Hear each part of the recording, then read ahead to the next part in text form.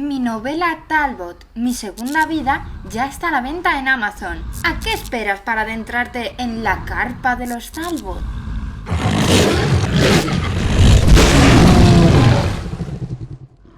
Buenas, criaturas del lado oscuro. En este vídeo os traigo la reseña del Circo de Ashton, de Gaby Chris.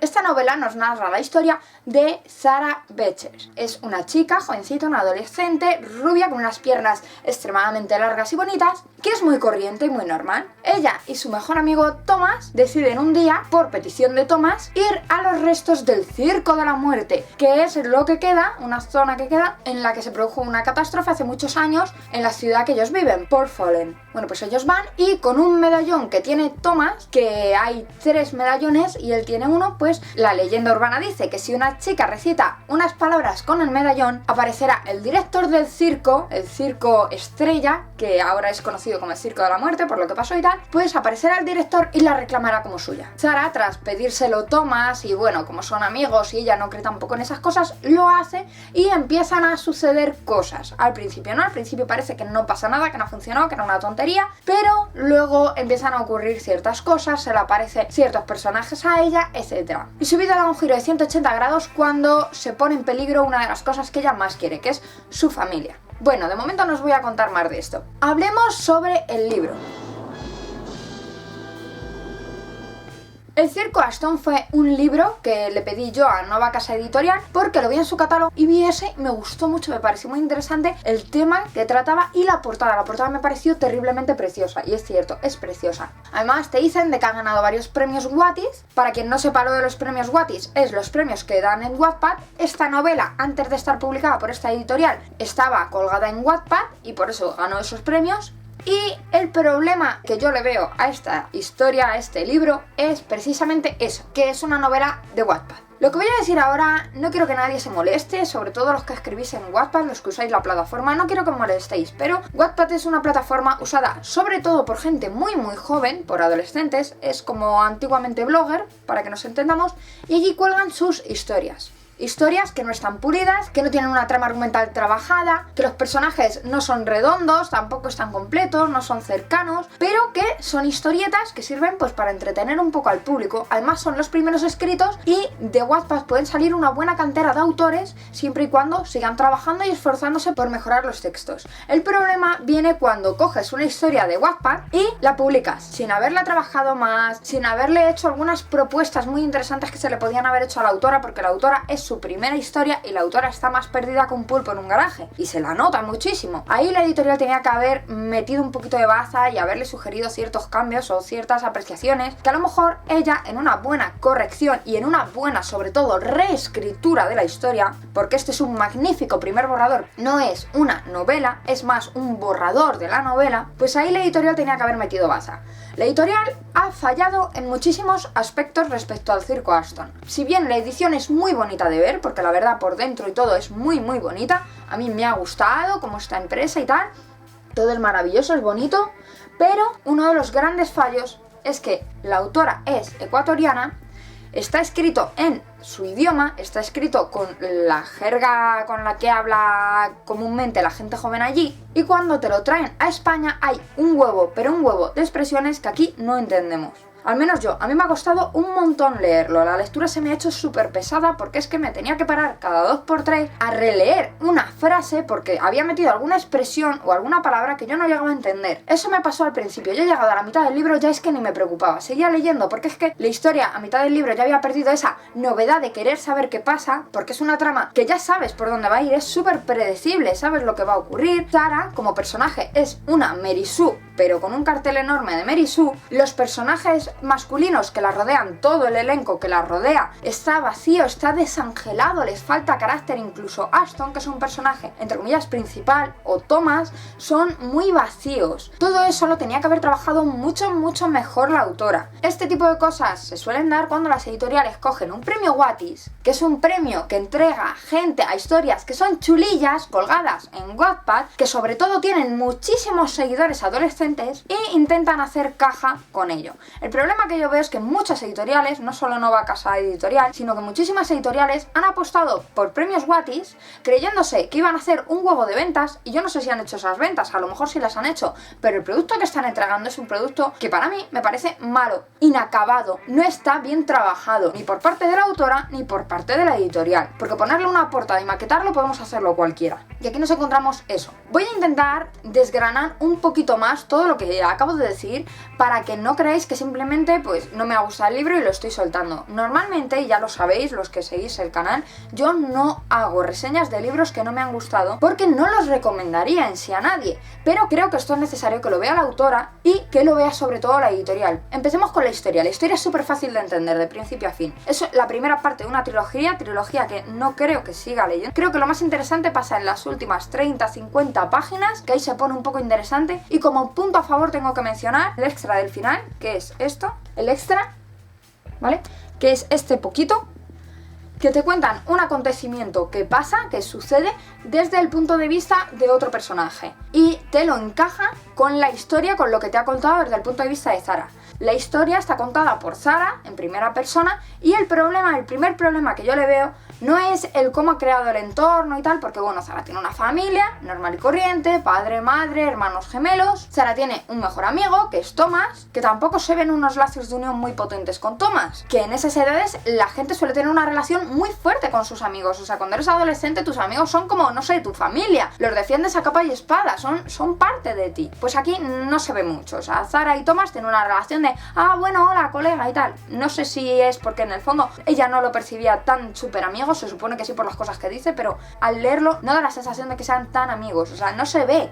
El resto de los personajes de los cuales merece la pena al menos hacer mención serían Ashton, que es el guapísimo fantasma casi adolescente, tiene 20 añitos, casi adolescente, que proclama como suya a Zara. Vamos a ver, te lo argumentan bastante bien, como que el circo estaba dirigido por el padre de Ashton y hay un terrible accidente cuando el padre le iba a ceder el circo. Pero a ver, yo no sé si Gaby ha investigado sobre circos y tal. A mí me encantan los circos, conozco bastante los circos y te puedo decir de que no había muchos directores de circo, antiguamente sobre todo, que tuvieran 20 añitos. ¿Por qué? Porque los directores de circo en muchos casos solían ser gente muy currada, muy buscavidas, y muchos de ellos tenían un carácter que en el fondo era un carácter de mierda, porque solían vivir cosas de mierda, situaciones de mierda, ¿vale? Aquí Ashton es maravilloso y se le ve genial, gentil. Es una relación forzada, una relación que no tiene sentido. Hubiera sido mucho más interesante que cuando ella invocara al medallón no pasara nada y ella se esforzara por buscar a ver si existiera realmente un fantasma. Creo que eso hubiera sido argumentalmente mucho más interesante, porque esto es la típica historia que se cuenta en los patios de instituto o de colegio entre niños. Yo contaba historias así cuando tenía 8 años. Al leerlo pensé, es que esto me suena mucho, es que esto yo ya lo conozco. ¿Por qué? Porque yo también contaba historias así. Sobre los personajes, que a veces me lía a decir cosas y se me va. Los personajes están Ashton, que ya os he hablado de él, y luego Milo, Renzo y Aros. Serían los más importantes entre comillas. Luego hay un personaje que no hace aparición física, pero que se le menciona mucho y se le menciona por un motivo bastante importante en la trama, que es Eloisa. Ahí hay un salseo amoroso terrible y tremendo entre varios de los personajes que tienen que ver con esta chica, con Eloisa, y da la casualidad en uno de los giros argumentales de que Zara tiene algo que ver con el circo al fin y al cabo. Es tan predecible que incluso oyéndome hablar de esto podréis haceros una idea de lo que es el giro argumental. Tiene otro giro argumental luego más adelante que tiene que ver con Thomas y con otro de los personajes, y ese último giro argumental pues ya te desvela el porqué, lo de que las palabras de ella despertaran a Ashton y demás. No voy a dar más detalles porque no quiero destrozaros la historia, quiero que si sentís curiosidad la leáis, aunque una persona os diga que es un mal libro, que no le ha gustado, si a vosotros os llama y os gusta darle una oportunidad porque quién sabe, a lo mejor a vosotros os gusta. En Wattpad, ya os digo, el libro arrasó, le gustó a todo el mundo. En Goodreads tiene muy buenas puntuaciones, casi todas de Wattpad, pero las reseñas que hay en internet, la mayoría son pues tirando a flojillas, porque es que ya os digo, es más un borrador de novela que una novela en sí. Uno de los grandes problemas que me encuentro ante esta historia es uno de los típicos problemas que se suelen tener cuando empiezas a escribir fantasía o fantasía paranormal o cualquier tipo de fantasía, ¿vale? Y es que no es verosímil la historia. Y no es porque sea más realista o menos realista, no, tiene mucho que ver con cómo el autor te cuenta las cosas, cómo sus personajes se desarrollan, cómo sus personajes hacen que envuelvan al lector. Uno de los grandes problemas de este libro es ese, que es que no envuelve al lector. Conclusión, se vuelve inverosímil todo lo que te cuenta suena a leyenda urbana de niños de patio. Y es uno de los grandes problemas que tiene, que la pluma de Gaby todavía está bastante desentrenada en ese aspecto. La parte buena de esto es que Gaby va a poder seguir escribiendo, va a poder seguir evolucionando y perfeccionando su estilo, mejorándose. Una de las cosas buenas, porque quiero decir algo bueno del libro, una de las cosas buenas, aparte de que la edición es muy bonita, es que Gaby escribe de una forma muy juvenil, muy cercana, usa muchísimas expresiones que los jóvenes, supongo que los de su zona lo entenderán, los de aquí pues a mí me suena chino porque yo no... Hay muchas expresiones que son rarísimas, que yo no las había oído en mi vida. Lo del closet, pues sí, hasta ahí llego, el closet es el armario y tal, pero hay muchísimas otras expresiones que me pierdo. Pero lo bueno es que usa una jerga muy juvenil y que a la gente joven pues le puede ser más cercana, la puede entender mejor y gustar, sobre todo, ya digo, a los de su zona, los de su país o los que usan ese tipo de dialecto. Es que no sé exactamente en qué está escrito, porque leí en internet que estaba escrito en mexicano. Yo no sé si en Ecuador hablan mexicano, no lo sé. Ahí soy una ignorante, es verdad. En esa parte te puedo admitir que soy una ignorante, pero creo que la editorial, como buena editorial, tenía que haber hecho un trabajo de traducción y haber traducido la historia. Aparte de muchas otras cosas que no ha hecho, como haberle hecho un buen repaso a la historia y haberle dicho, mira Gaby, esto funciona, esto no, esto púlelo, esto no sé qué, no sé, sugerencias. Yo puedo entender que las editoriales quieren hacer dinero fácil y que si la historia ya está escrita y a tanta gente le ha gustado, pues la den por buena. Pero es que me parece un poco despropósito sacar esto al mercado, porque es que en el fondo a quien se hace daño no es a la editorial va a sacar más libros y le va a dar igual una pequeña mancha en el mantel, pero es que al autor esto le puede perjudicar mucho, y más siendo su primer libro. Le puede perjudicar porque si la gente asocia el nombre de Gaby Chris a una mala escritura o a una mala historia, lo que va a suceder es que nadie querrá leerla. Y por muchos editoriales que luego puedan publicarla, si nadie la quiere leer, nadie la compra. Y es uno de los problemas que yo veo. No lo veo tanto para la editorial, porque ya digo, la editorial puede sacar 30 libros que si uno es malo, pues bueno, la manchita ahí, pero seguimos adelante, que para la autora puede ser realmente un problema. Por eso a mí me parece esto muy triste, el que se haya cogido una historia, que ya digo, es un buen borrador. Es que la gente, cuando hablamos de historias que son más borrador que historia, la gente se lo suele tomar mal. Pero es que vosotros sabéis lo difícil que es terminar de escribir una historia. Es complicadísimo. Gaby Chris ha terminado de escribir al menos una primera parte de la historia. No sé si el resto también, pero al menos la primera parte. El problema es que no la han asesorado bien y no le han dicho lo que fallaba en su historia o lo que debería haber corregido o cambiado. Yo hablo desde lo que veo de fuera. A lo mejor sí ha habido alguien que se lo ha dicho y ella ha pasado. No lo sé. Pero desde fuera de esa sensación de que nadie la ha aconsejado y nadie le ha dicho los puntos en los que su historia flaqueaba y fallaba y era predecible, las cosas que debería de haber pulido para que el libro estuviera decente. Y es una pena, porque tú lees la sinopsis y la sinopsis suena interesante y ves la portada y la portada es genial y muy atractiva. El problema viene cuando luego empiezas a leerlo y ves los 3 primeros capítulos y siguen en la misma línea los capítulos 4, 5 y 6, y ya cuando llegas al 7º, 8º capítulo ya se pierde el interés, desconecta al lector. Y ya para terminar, sobre todo esto para la autora, por si le puede servir, recopilando un poquito. El romance se ve muy forzado, debería haberse trabajado más, debería haber habido más momentos, y no tan momentos en los que el fantasma Ashton estuviera terriblemente entregado a ella desde el principio, que eso es muy inverosímil. Da igual que ella ha sido la que le invocara, da igual. No cuadra que él desde el minuto cero esté tan entregado y diga cosas como que ella es su vida porque está viva y no sé qué. Plantéatelo, llévalo siempre a lo que conocéis. Si tú conoces a un tío en un bar y el tío del bar, tú le entras y empezáis a charlar y desde el minuto cero ya te está diciendo ay, mi vida, es que me encantas, es que no sé qué, pues se vuelve el típico baboso que nadie quiere tener a su lado y del que te querrías deshacer cuanto antes. Sara en ese aspecto siempre mantiene una actitud que sí que no, como de tensión, de no saber qué hacer, de sí pero no, pero es que no me gusta, pero es que es apuesto, pero... Y eso no me gusta, porque el personaje de Sara, y aquí va otro gran fallo, que ya lo he dicho al principio, pero como estoy haciendo recolección de fallos, es el que Sara es una Mary Sue de libro. Los que no sepan qué es una Mary Sue, meteos en Wikipedia porque ahí os lo resume muy bien. Pero vamos, Mary Sue también era Bella Swan en Crepúsculo. Luego, el resto de personajes es muy vacío. Como consejo, le diría a la autora que tendría que perfilar mucho más y profundizar mucho más en cada personaje, hacerse una hoja de personajes de cada uno de ellos y crearles una buena historia, una historia que fuera fuerte, que al leerla dijeras, sí, me la creo, no una historia que te van desgranando a lo largo de la historia, que está bien ese concepto porque vas dando información y dejas con el gusanillo a los lectores. En mi caso no fue así, pero el planteamiento está bien, pero el gran problema es que los personajes son tan planos, tan vacíos, que muchas veces yo no sabía de quién me estaban hablando, si de Renzo, de Aros o de Milo. O sea, me bailaban así los nombres y yo decía, vale, ¿y este quién era? Porque no hay nada trascendental en cada uno de ellos. No te los acabas de creer. Ese es el problema, que si a un personaje no le das una personalidad, el personaje está vacío. Y cuando te hablan de él, no saben de quién te están hablando.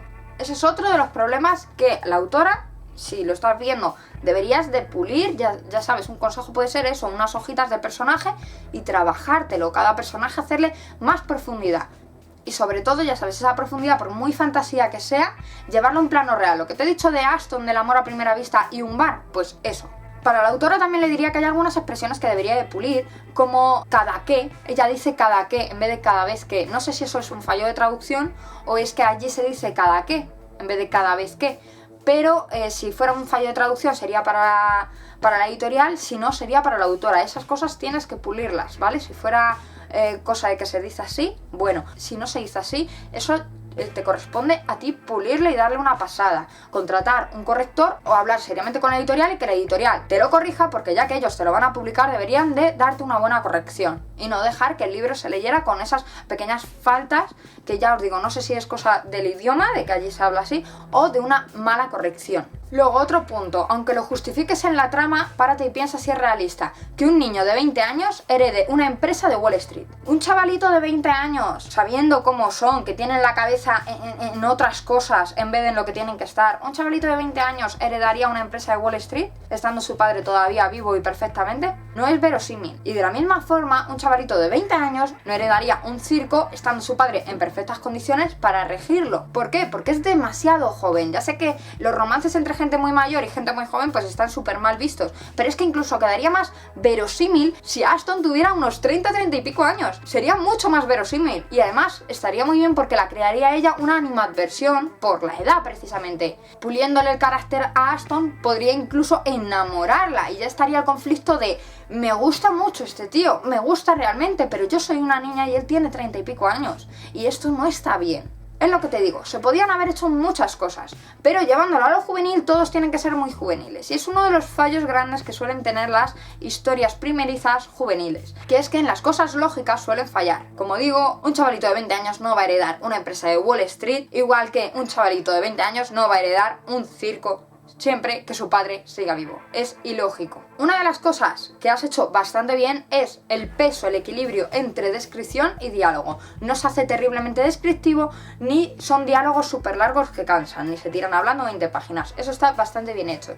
Lo único que dosificas mucha información en los diálogos. O sea, todo lo que te cuentan en el libro de la historia del circo, te lo cuentan. No es que ella haya investigado y lo haya leído en algún sitio o no. Casi todo es contado, bien por Thomas o bien por Aston o bien por cualquiera de los otros personajes. Si es verdad que el giro final ese gordo está bien que sea narrado porque es el típico villano que se lo está contando ya, pues como en las viñetas de superhéroes que ya desvela el plan, pero hay mucha otra información que podría haber llegado a Sara de otra forma y sin embargo todo es contado. Creo que eso habría que cuidarlo un poquito. Ya digo, el peso en sí está bien, pero la fuente, la forma en la que le llega la información a Sara podría haber sido más cuidada, haber sido más variada al menos. Y por supuesto la previsibilidad. Si a ti te dan dos caminos y uno es bonito con árboles maravillosos y otro es muy creepy, tú sabes que por el creepy va a pasar algo terrible en cuanto entres. Y que por el bonito pues vas a tener un paseo placentero. Pues esto es lo mismo. Cuando ya te dicen que hay una leyenda urbana, que tal Pascual y que patatín, casi siempre es verdad porque nos lo han enseñado las pelis de terror que va a ser verdad que eso suceda. El problema es que ya estamos tan acostumbrados a que sea verdad que a menos que lo escribas de una forma dándole un giro o rompiendo ese estereotipo, suena a topicazo. El sí lo invoca y aparece. Y eso de que el fantasma viene y la reclama, a ver, para una chica súper feminista pues a lo mejor hay un problema con que un tío venga y te reclame. Pero muchas de las chicas que están acostumbradas y que sueñan con que un príncipe azul venga y las salve, yo creo que no hay ningún problema en que venga Ashton, que es guapísimo, súper joven, súper no sé qué, venga y te reclame como novia. Y ahí está el gran problema. Deberías de plantearte el qué pasaría si tú vas andando por un lugar creepy, por el camino creepy, y no te encuentras nada. ¿Qué sensación te daría? ¿Entiendes? ¿Qué pasaría? Tú querrías ver algo, en el fondo te has metido en ese camino porque estabas deseando ver algo y no lo has visto. Es un enfoque distinto. Con esto quiero decir que lo que cuentas tienes que darle un giro. No puedes ir dejando miguitas de pan pensando que nadie va a saber que las migas de pan van desde la cocina hasta un armario porque tú estás escondida dentro cuando todos sabemos que es tu escondite favorito. La próxima vez que escribas una novela, o para si no has escrito todavía la segunda parte, pruébalo, haz un giro. Haz que cuando tenga que pasar algo que de verdad sea creepy, no pase. O sea, algo que sea súper predecible, que todo el mundo diga va a pasar, que no pase. Pero que no pase de verdad, no que no pase al principio y luego se aparezca Ashton en la habitación. Y al contrario, que cuando tenga que haber una escena que sea tranquila y tal, rómpela, que pase algo que estaba imprevisto totalmente. Así te ganas la atención de los lectores. Y por supuesto que concuerde en la trama, no lo metas sin ton ni son. Esto tiene que estar planificado. Son consejitos que yo doy a Gaby Cris y a cualquiera que quiera oírlos y que quiera usarlos. Son consejillos que yo suelto. Son cosas en las que el circo de Ashton podía haberse mejorado muchísimo. Y respecto a la editorial, señores de la editorial Nova Casals, deberíais de haber pulido mucho más el borrador de Gaby Cris. Estabais en la obligación de una buena corrección y sobre todo de una traducción. La primera impresión fue terrible cuando me encontré que en las primeras 10 páginas ya tenía que pararme y releer frases. Odio tener que releer frases a menos que sean trascendentales y me sean profundas y yo quiera leerlas por hobby, no porque no las entiendo. Me hace sentir estúpida ese tipo de cosas. Y como lectora no me gusta, me entorpece la lectura. Ese tipo de cosas tenéis que haberlas previsto. Si vais a vender este libro en otro país, por ejemplo, si yo publico un libro en inglés, ese mismo libro en inglés no me lo puedo llevar a Francia, porque lo van a leer solo los ingleses. Porque si alguien francés coge ese libro, no se va a enterar de nada menos que sepa el idioma. Pues esto es algo así, ¿vale? Un ejemplo mal comparado. Si tú traes un libro escrito, por ejemplo, en argentino, y lo traes aquí, a España, va a haber muchas expresiones que no entendamos. Y es que es normal. Supongo que cuando escribes un libro en España y lo llevas a México, lo llevas a Argentina, lo llevas a Ecuador, pasa lo mismo. Falta la traducción. Y si no es así porque se les va de costes el traducir un libro, pues deberían de haberlo escrito y haberlo especificado que el libro está escrito en ese idioma respetando el lenguaje que se usa y demás, y que la gente esté prevenida. Pues yo no sabía que el libro estaba escrito así y me quedé como una idiota pensando, joder, no ha habido un trabajo de traducción que la editorial debería haber tenido. Creo que Gaby Cris puede mejorarse muchísimo, la animo desde aquí a que se mejore, a que se atreva a meterle más fuerza, a que profundice en los personajes, no temas ser aburrida, no temas volver loca a la gente, hazlo, arriésgate, pule y sobre todo no tengas prisa por publicar. Aunque una editorial te diga publica, publica, no tengas prisa, de verdad. O sea, tómate tu tiempo, escribe, deja la historia reposar, reescríbela, léela, quita las partes que sean flojas, las partes que no cuadren, pide ayuda, hay lectores cero, pide ayuda, los lectores cero te pueden echar una mano en ese tipo de cosas. Y con esto no me refiero a subir la obra a Wattpad y que la gente de Wattpad te diga lo buena que es, porque mucha gente de Wattpad se lee cualquier fanfic y le gusta, por muy mal escrito que esté, porque simplemente es un entretenimiento. Pero la gente que gasta su dinero en algo, está comprando algo. Puede que se te echen encima. Por eso hay que tener cuidado, ¿vale? Mucho ánimo a Gaby. Nueva casa editorial, espero que lo mejoren, que no cometan estos mismos errores en el segundo libro, si sacan segundo libro, y en otros libros que puedan sacar. Ya sabéis que fichar por un Wattys no significa calidad, significa ventas, en el caso de que las haya, que ni siquiera sé si las ha habido. Y solo espero que esta reseña tan dura, tan horrible, que a mí no me gusta hacer reseñas malas. Solo espero que esta reseña negativa sirva para que se puedan corregir las cosas malas que se deberían de corregir. No la hago para destruir a nadie, por supuesto no la hago para atacar a la autora, porque creo que es muy joven, que tiene mucho potencial y que puede escribir cosas muy grandes siempre y cuando se lo trabaje. La clave está en trabajarlo. Y tampoco quiero atacar a la editorial, que además muy amablemente me enviaron el ejemplar. Solo quiero que se hagan bien las cosas. Y con hacer bien las cosas me refiero a no cojas el borrador de una chiquilla y lo publiques tal cual, con 4 correcciones que le hayáis hecho, porque es que está feo, porque es que desde fuera se ve. Implicaos. Podéis arruinarle la carrera a un escritor haciendo eso. Por favor, ser serios. Sois una editorial, ser profesionales. Y sin más, aquí lo dejo. Esta ha sido la reseña / crítica de El circo de Ashton, de Gaby Chris, publicado por Nova Casa Editorial. Un saludo muy fuerte y hasta la próxima, criaturitas del lado oscuro. Y no olvides suscribirte a mis redes, donde podrás encontrar mucha más información y muchos artículos interesantes sobre el mundo de la escritura, de la publicación y de eventos relacionados con la literatura.